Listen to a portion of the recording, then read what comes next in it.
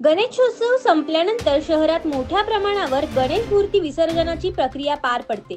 पर्यावरणपूरक उपक्रमांना चालना देण्यासाठी यंदाही विविध भागात कृत्रिम तलावांची व्यवस्था करण्यात आली होती। यामध्ये पवननगर पाण्याची टाकी परिसरात गोविंद मित्र मंडळ व नाशिक महानगरपालिका यांच्या संयुक्त विद्यमाने तसेच माजी नगरसेविका सौ रत्नमाला सुरेश राणे यांच्या मार्गदर्शनाने गणेश मूर्ती संकलनासाठी कृत्रिम तलाव उभारण्यात आला होता।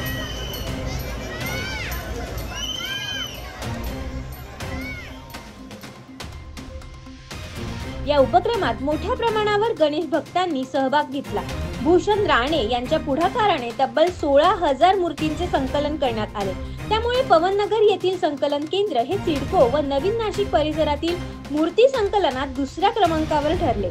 या उपक्रमासाठी सचिन राणे, भूषण राणे व माजी नगरसेविका रत्नमाला राणे यांनी गणेश भक्तांसाठी आवश्यक त्या सर्व सुविधा उपलब्ध करून दिल्या होत्या।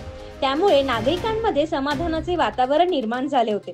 तसेच मोठ्या प्रमाणावर मूर्ती संकलन होत असल्याने वेळोवेळी नाशिक महानगरपालिकेनेही योग्य ते सहकार्य केले। पवननगरातील हा उपक्रम केवळ पर्यावरणपूर्वक विसर्जनाचा संदेश देणारा ठरला नाही, तर सामाजिक जबाबदारी व जनसहभागाचे उत्तम उदाहरण म्हणून नागरिकात चर्चेचा विषय ठरला। पवननगर पाण्याच्या टाकीच्या इथे आपण गणपती विसर्जनाची नागरिकांची सोय केलेली आहे। या ठिकाणी कृत्रिम तलाव तयार केला आहे। गोविंद मित्र मंडळ, नगरसेविका रत्नमाला राणे आणि नाशिक महानगरपालिकेच्या माध्यमातून हा उपक्रम गेल्या 10 वर्षापासून आपण सातत्याने पार पाडतात। या ठिकाणी परिसरातील नागरिक या तलावात मूर्ती विसर्जनासाठी येतात आणि इथं आम्ही आमच्या मंडळाच्या वतीने सर्व सुविधा उपलब्ध करून देतो। तलावात विसर्जनाची सोय सर्व काही व्यवस्था आपण या ठिकाणी केलेली आहे। म्हणून नागरिकांचा उत्स्फूर्त प्रतिसाद या ठिकाणी आपण पाहत आहे आणि असाच उत्स्फूर्त प्रतिसाद नाशिक महानगरपालिकेच्या या माध्यमातून आपण कृत्रिम तलावात मूर्ती संकलन करत आहोत।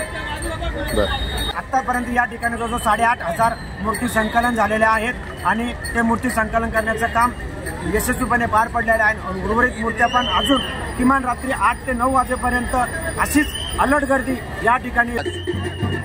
ईश्वर सेवा हीच जनसेवा आणि ईश्वराची सेवा करणं हे माझं कर्तव्य समजतो, माझी जबाबदारी समजतो आणि त्या माध्यमातून मी ही सेवा करत आलेलो आहे।